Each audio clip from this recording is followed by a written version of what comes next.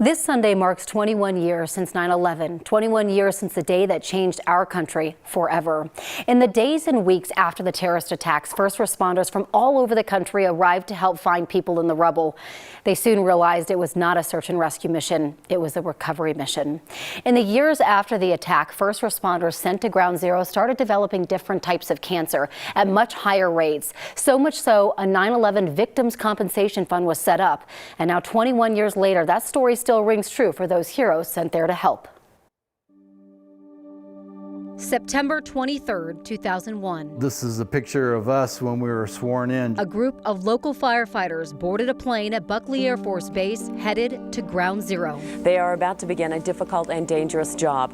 Over the next 2 weeks, they will relieve exhausted workers at Ground Zero in New York.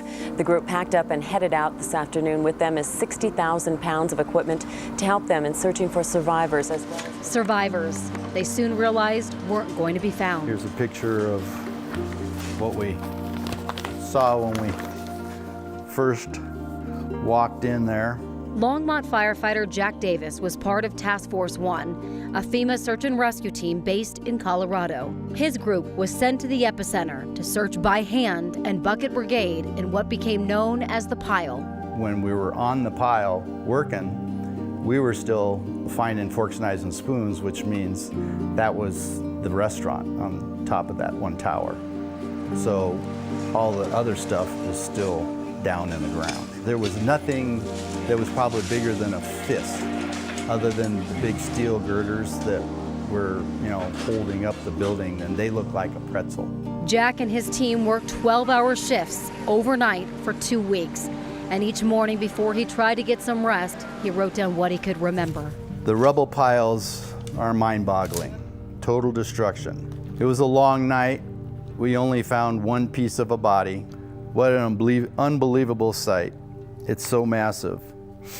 The power it took to bring these buildings down. His time on the pile forever changed him. I've become a lot more tearful than I used to be. Things strike me totally different. Probably just thinking about the firefighters that were in the tower when it came down, and just to reflect on what we do, because you never know when it's your time. Time that is never promised, something Jack knows more personally now. Recently, I was diagnosed with prostate cancer. And evidently, it's probably one of the top cancers for firefighters. A diagnosis that doctors believe is directly related to his time as a firefighter and his time on the pile. It was a life-changing scene to be at, but I don't think it changed me in a bad way. It changed me in a good way. It made me be more realistic and live for the day. And despite all he saw and what he's been diagnosed with now, Jack wouldn't change a thing. I worked for 25 years and I felt like I never worked a day in my life. I'd do it all over again.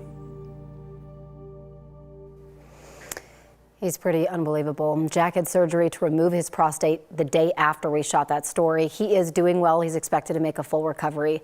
9,000 first responders who worked at Ground Zero in the days and weeks after the attacks have been diagnosed with cancer. 600 have died.